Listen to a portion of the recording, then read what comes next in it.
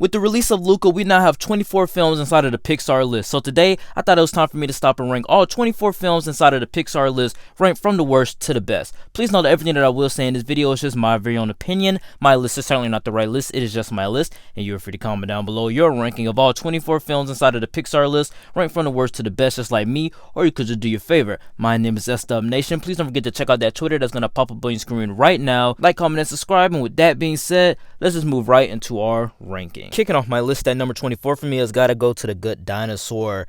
I mean, this film just has gorgeous animation, very great photography. Actually, I think they took pictures of landmarks and kind of put them inside of this film, so it felt like you're actually there in this prehistoric style state. But this movie has a very familiar plot, and the lead is not very likable. I hate Arlo inside of this film. I do not like him. He is just so annoying, he's just not a great protagonist. Spot is a very cool and cute character, but he doesn't really elevate this film a lot for me. I would say the only good thing about this film is the animation, obviously the death of Arlo's father, and also Spot himself. This film is just bland, it has boring scenes, and like I said, an unlikable lead. Coming in at number 23 for me has got to go to Cars 2. I think that this is the most watched Pixar film for me because, I mean, I loved it when the film came out. I got the DVD the year it came out, and I watched it all the time. I love this Pixar film. And as I grow older, I still like it, but I don't really love it as much as I did. I can't deny that this film does not have problems. I loved it, but this is a big departure from what the first film stood for by sidelining the main character and focusing on the side character that is mainly known for comedic relief. The overall spy car action is all pretty cool. I love the explosions. I love all of the espionage, but essentially it just feels like a sequel that could have went direct to DVD. Coming in at number 22 for me has got to go to Brave. I mean, a lot of people don't really like this movie. I very much like it. I mean, it's not up there with the other Pixar films that I love on this list, but I very much like Brave. I mean, the themes of expectations and writing your own destiny, it works for me because I can relate to it a lot. I love the relationship between Merida and her mother. I love the whole bear plotline and all of that. I really thought that it was great. And I also loved how it grew throughout the entirety of the film, their relationship and mending their bond again. But to me, it is definitely one of the most forgettable Pixar films because it feels too familiar for Pixar, but it also feels a little bit too dull for Disney. At number 21 for me has got to go to Monsters University. Speaking of direct-to-DVD sequels, this one feels exactly like how Cars 2 is. Basically kind of sidelining the main character and giving the side character, the one that's mainly used for comedic relief, the protagonist side. And I like this a lot better than Cars 2. It retcons the first film and try to make some of the plot lines more cliche and predictable. A prequel should work, but unfortunately, this movie just falls flat to me.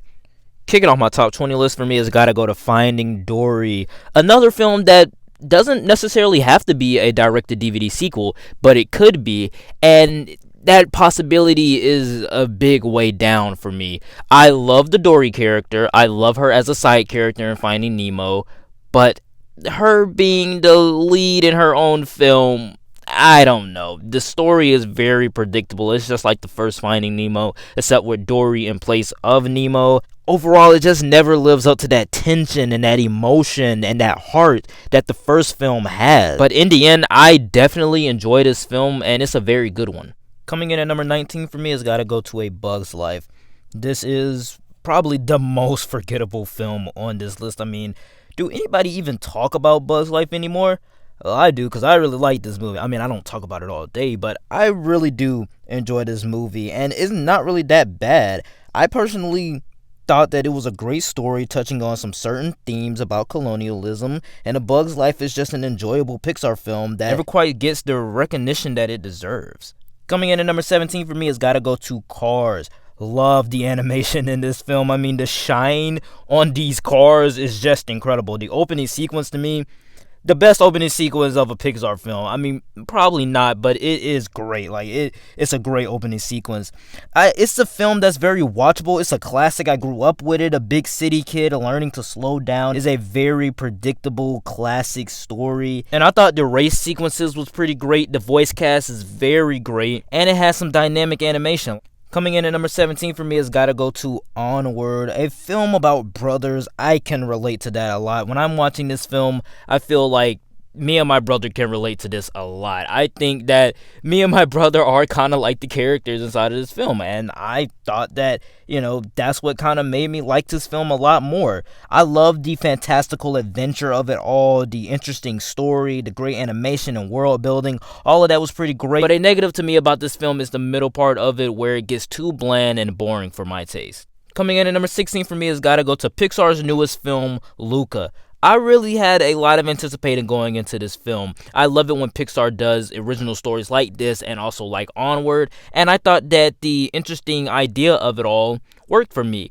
But in the end, it felt like a very familiar story. It felt like I have seen this film before. I enjoyed it. I had fun with it. I loved the fish out of water stuff. I loved the whole new Italian city. Beautiful, gorgeous city. And I also loved the beautiful, gorgeous animation. But like I said in my review, you can check that out up above. The race plot line didn't really sit well with me. And also the overall story felt like I've seen this type of movie before. Kicking off my top 15 list for me has got to go to Cars 3. I love this film. It has a great story about Lightning McQueen becoming older and learning to decide to mentor or to keep racing. All of that was pretty great to me. It's very reminiscent of Rocky to a lot of people. I haven't really gotten that vibe. I mean, probably because I haven't seen all of the Rocky films, but maybe that's why it comes off very familiar to a lot of people. But for me, I thought every plot line inside of this film about Lightning McQueen getting older and getting more grizzled and learning to just decide to retire, all of that was pretty great. Coming in at number 14 for me has got to go to WALL-E. In the middle part, pretty boring. I mean, by the end, it got pretty boring to me. But I just think overall, this film is a beautiful love story between two robots that work as both a romance, but also a 21st century silent film. I love all of the themes about humans and everything like that, and life itself. I loved all of that. It just got pretty boring by the end to me. At number 13, I have Coco, a nice trip to the land of the dead, and it was an amazing animated journey. It was filled with color and vibrancy, with heart and great music overall. I think that Coco is one of the Pixar films that I didn't catch when it first came out, but thanks to good word of mouth, I decided to watch it, and I fell in love with it. My only negative about it is the fact that I wish I liked it more than the other films that are higher on this list. At 12, I have Ratatouille. I love the whole idea of a rat controlling a human with his hair.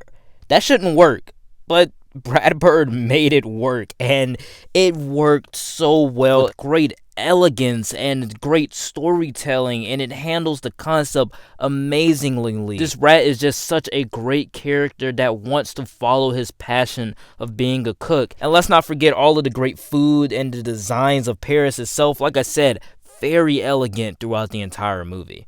At number 11, I have Up. Up is not a film that's easy to put on for me, but I love the first couple of minutes of this film. The first 10 minutes, to be precise, is some of the best visual storytelling in any type of animated film. But even though this film is not easy to put on, the fantastical adventure throughout South America is great and very character devoted. I think the overall film is filled with adventure, and also I have a little nostalgia for it. Kicking off my top 10 list for me has got to go to Toy Story 2. A nice trip to the toy box once again. I love seeing Woody and Buzz switch places, where it's like Woody doesn't really know like if he's a toy or not, or he's a display piece, and Buzz trying to get Woody back. And also the addition of Jessie is great, and it's just a good all-around sequel. I wouldn't watch it again, but if I'm doing a marathon of Pixar films, this one is not going to be skipped. I just wouldn't put it in every single day. At number 9, I have Soul, a beautifully animated celebration of life that handles the idea in an adult and mature way that may or may not work great for kids. I would advise some parents to, talk to their kids about death before showing this film, because it is about life and death and the celebration of actually both of them. At number 8, I have Toy Story 3. I think that this film has the best designs out of all of the Toy Story films. Not the best animation, but the best designs out of all of them because it's very nostalgic for me. I saw this film in theaters. I love Toy Story 3. It has a great ending to this Andy trilogy. It perfectly ends it off. It also has a great villain in Lotso. I love the prison breakout storyline, all of that. I think that this film works great as a ending to the Andy trilogy if you just see it as a Toy Story trilogy, but they obviously came out with a fourth one. At number 7, I have Inside Out.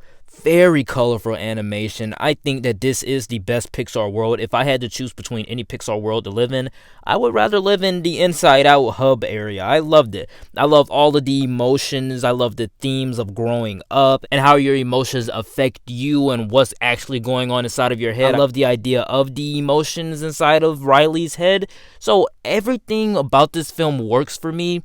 It's just not that rewatchable anymore because I have seen it so many times. At number 6, I have Monsters, Inc. Very great world building. It has a nice message and it's very nostalgic for me on so many levels. I love the ideas of what if we take the monsters that hide in your closet and underneath your bed and make them workers. They only want your screams just so then they can power their cities. Like they're only using your fear to help them out. I love that idea, and also you incorporate the great chemistry and the great dynamic between these two characters, Mike and Sully. You just get a fantastic, funny, and smart film. Kicking off my top 5 list for me has got to go to Incredibles 2. This film mainly works on nostalgia for a lot of people. A lot of people who grew up with the first Incredibles, a lot of people who grew up watching the first Incredibles. Yeah, you know, this movie obviously is going to be at the top of everybody's list because of the nostalgia. And for me, I'm not even going to lie to you. It's because of nostalgia. We have gorgeous cinematic animation, very cinematic theme. I love Screenslaver as a villain. Very cool, but very predictable in switching the parenting roles a little bit. I thought all of that was pretty fun. At number 4, I have Finding Nemo, a very emotional story about parenting and fatherhood. I mean, if I become a father, I gotta watch this film after I become a father because obviously to some fathers this film is very great for them and they can find this film very relatable. I would have this higher up on my list if I found it more relatable, but for now I only love it because of nostalgia, Dory, and the fact that it's such a great, huge film. Kicking off my top 3 list for me has got to go to Toy Story. Just a great set of characters that makes you think about your own toys. I mean, I grew up with this film. I have a lot of nostalgia for it. I remember when I got all of the Toy Story toys, except for Jessie and Bullseye. I never had those two, but I loved this film growing up, and I still love it till this day. The first trip to the toy box is still one of the greatest animated films ever, and also Pixar's first film, laying down the groundwork for Woody's arc from the beginning, and we didn't even know it. All around, Pixar's first film in their cinematic universe to an extent is still a great one. My runner-up at number 2 has got to go to The Incredibles. Very cool spy espionage type of film. I mean, I love the vibe of this film. Very 60s spy, like I just said. And I thought the family dynamics inside of this film felt very adult. Even though my family's not super powered, we still are kind of dysfunctional, so I can relate to them a lot here. All around, The Incredibles is a very nostalgic film for a lot of people, including myself. And I think that if you throw all of these movies into a pile, I'm picking up Incredibles and I'm watching it first. But coming in at my number 1 has got to go to Toy Story 4. This film just pulled on my nostalgia so much, especially because it's been 9 years since I've seen another Toy Story film. So of course, I was very excited for this. I love Toy Story. And it just proved that Pixar knows how to do great sequels like Incredibles 2 and like Toy Story 2 and like Toy Story 3 and like Toy Story 4. It's a great epilogue to the Woody arc that Pixar set up in the first Toy Story film, closing out his arc in a way that still felt very emotional as well as earned. I gotta say, I still cry at the scene when Woody and Buzz has to say goodbye, but I love the theme of finding your purpose and learning to let go and learning to find your own way, and I can relate to that very much. I gotta say, Toy Story 4 is still my number one favorite Pixar film on this list because no other Pixar film was able to pull out that much emotion out of me. This is why Toy Story 4 has to come in at number 1. Alright guys, that is it for the ranking. Please note that everything that I did say in this video was just my very own opinion, and you're free to comment down below your ranking of all 24 films inside of the Pixar list, including Luca, ranked from the worst to the best just like me, or you could just do your favorite. Please don't forget to check out that Twitter that's going to pop up on your screen right now. Like, comment, and subscribe, and I will see you all next time. Peace.